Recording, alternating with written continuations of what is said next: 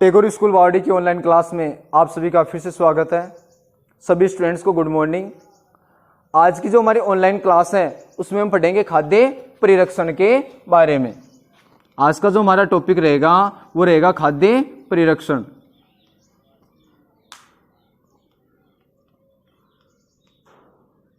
ठीक है, इसकी देखो जैसे हम बात करें कि हमारे घरों में जो खाद्य जो पदार्थ होते हैं उनको अलग अलग तरीके से क्या किया जाता है, परिरक्षित किया जाता है।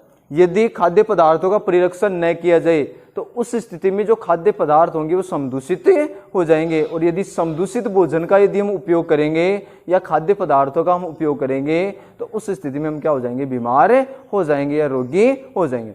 फॉर एग्जाम्पल यदि हम बात करें कि जैसे वर्षा ऋतु होती है, उस स्थिति में क्या होता है कि वातावरण में नमी की मात्रा अधिक होती है, और यदि मान लो कोई ब्रेड का टुकड़ा है या मान लो कोई बिस्किट है या फिर मान लो कोई रोटी का टुकड़ा है, वो यदि बाहर खुले में रह जाता है तो उस स्थिति में वायुमंडल से नमी वो क्या कर लेता है, अवशोषित कर लेता है, और अवशोषित करने के पश्चात उस पर हमें क्या करते हैं, छोटे छोटे रेशों जैसी संरचना दिखाई देती है, जैसे फफूंद बोल सकते हैं या कहा जाए कवक, वैसी संरचना दिखाई देती है। या फिर कभी कभी हमने जो है आचार में देखा होगा, जो अचार होता है उसमें भी इस प्रकार की स्थिति दिखाई देती है। तो देखो जैसे हम बात करें कि यदि उनको समदूषित होने से नहीं बचाया जाए तो उस स्थिति में क्या होगा कि उस खाद्य पदार्थ का स्वाद बदल जाता है, उसका रंग रूप बदल जाता है, साथ ही यदि उसका हम उपयोग कर ले तो उस स्थिति में हम भी क्या हो सकते हैं, रोगी हो सकते हैं। तो इसलिए खाद्य पदार्थों का परिरक्षण क्या होता है, बहुत ही आवश्यक होता है। खाद्य पदार्थ परिरक्षण के बारे में पढ़ेंगे। खाद्य परिरक्षण के बारे में यदि हम पढ़े तो उसमें बात करेंगे कि जैसे ब्रेड का टुकड़ा खुले व नम स्थान पर रख दिया जाए तो कवक उन पर आक्रमण कर लेते हैं, और कवकों के आक्रमण के कारण वह क्या हो जाता है, समदूषित हो जाता है, और समदूषित होने के कारण भोजन में क्या आने लग जाती है, दुर्गंध आने लग जाती है, साथ ही उसके रंग रूप में भी परिवर्तन आने लग जाता है।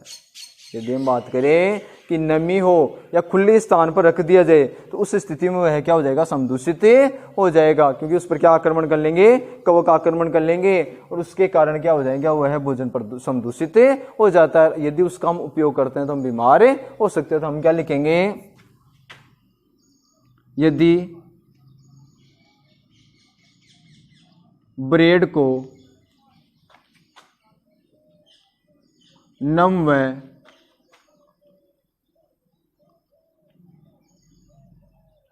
खुले स्थान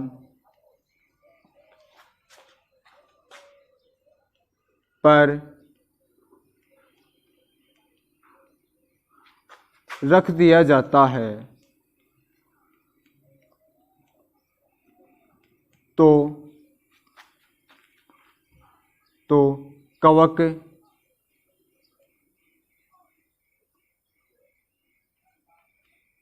आक्रमण कर लेते हैं।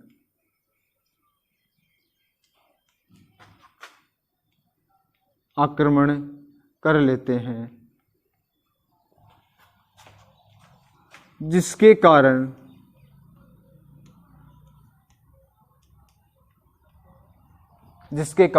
भोजन या ब्रेड की यदि हम बात करें, भोजन समदूषित हो जाता है।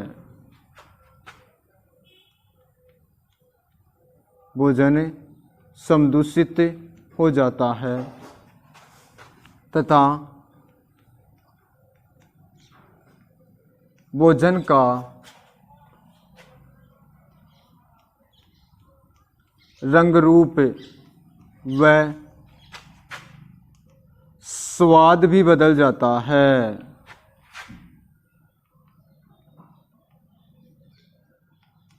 स्वाद भी बदल जाता है और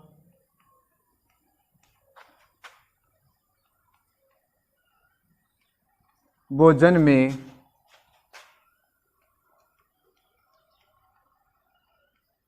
गंध भी आने लग जाती है। आने लग जाती है। ठीक है ना। फिर आगे लिखेंगे हम, यदि इस प्रकार के समदूषित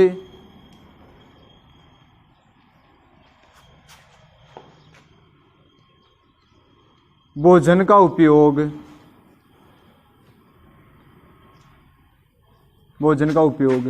करते हैं तो हम रोगी हो सकते हैं। इससे पीछे क्लास में पढ़ा था, खाद्य विषाक्तन की प्रक्रिया हो सकती है तो हम रोगी हो सकते हैं।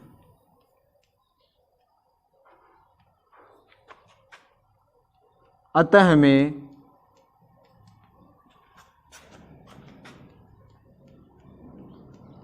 समदूषित भोजन का उपयोग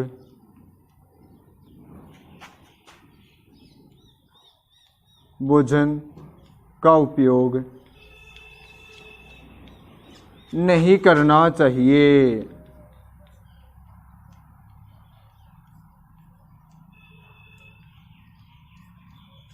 ठीक है ना। साथ ही में क्या करना चाहिए कि भोजन को समदूषित होने से बचाना चाहिए, या समदूषित होने से बचाने के लिए विभिन्न उपाय करने चाहिए। ठीक है ना। आगे हम लिखेंगे, हमें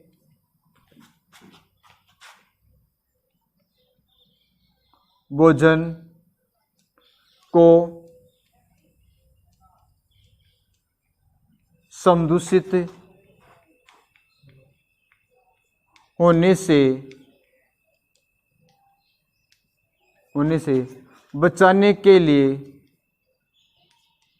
बचाने के लिए निम्न उपाय करने चाहिए।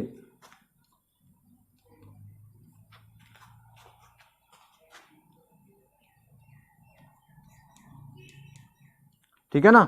भोजन को प्रदूषित यानी समदूषित होने से बचाने के लिए हम विभिन्न प्रकार के उपाय कर सकते हैं, जिसके कारण भोजन क्या हो, समदूषित न हो, और जो कहने का मतलब क्या है, जो हमारे स्वास्थ्य पर विपरीत प्रभाव भी नहीं पड़े। ठीक है।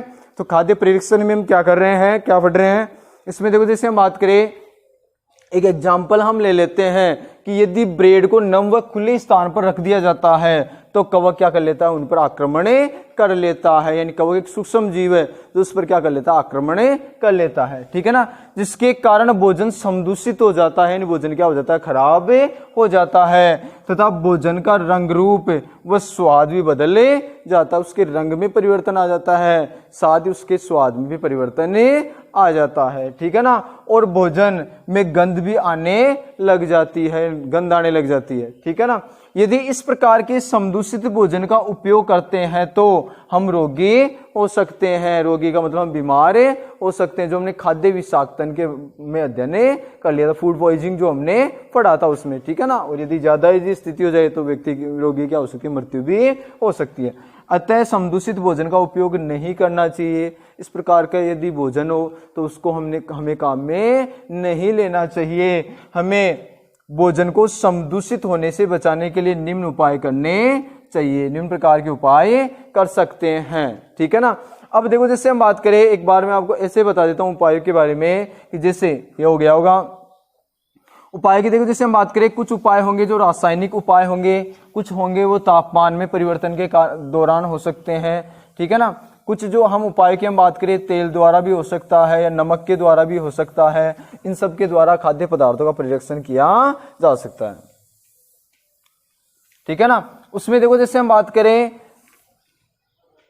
जो अचार और जो मुरब्बे होते हैं उनको परिरक्षित करने के लिए जैसे एसिटिक अम्ल का उपयोग किया जाता है, CH3COOH, उनका उपयोग किया जाता है। इसी प्रकार से अचार में सूक्ष्म जीव वृद्धि न करे, उस स्थिति में नमक व किसका खाद्य जो तेल होता है उसका उपयोग किया जाता है। ठीक है ना। ऐसे यदि हम बात करें, जैसे जैम है या जो सॉस जो होता है उसमें शक्कर का उपयोग किया जाता है, चीनी का उपयोग कर सकते हैं, जिसके कारण भी उसमें जो सूक्ष्म जीव होते हैं वृद्धि नहीं कर पाते हैं। इसी प्रकार से जैसे हम बात करें कि जो दूध आता है, आजकल जो वर्तमान में दूध आता है वो थैलियों में आता है। ठीक है ना। उस स्थिति में क्या कर दिया जाता है कि उसमें पाश्चरीकरण विधि काम में ली जाती है। पाश्चरीकरण विधि का मतलब क्या है, गर्म करके ठंडा करना। यानी कहने का मतलब क्या है कि दूध को जैसे गर्म कर रहे हैं, ठीक है ना, दूध को गर्म करते हैं तो जैसे दूध अच्छी प्रकार से गर्म हो जाता है तो अचानक उसे क्या कर दिया जाता है, ठंडा कर दिया जाता है। अचानक जो ठंडा करने की जो विधि है, इस प्रकार की जो विधि है उसे पाश्चरीकरण कहा जाता है। ठीक है ना।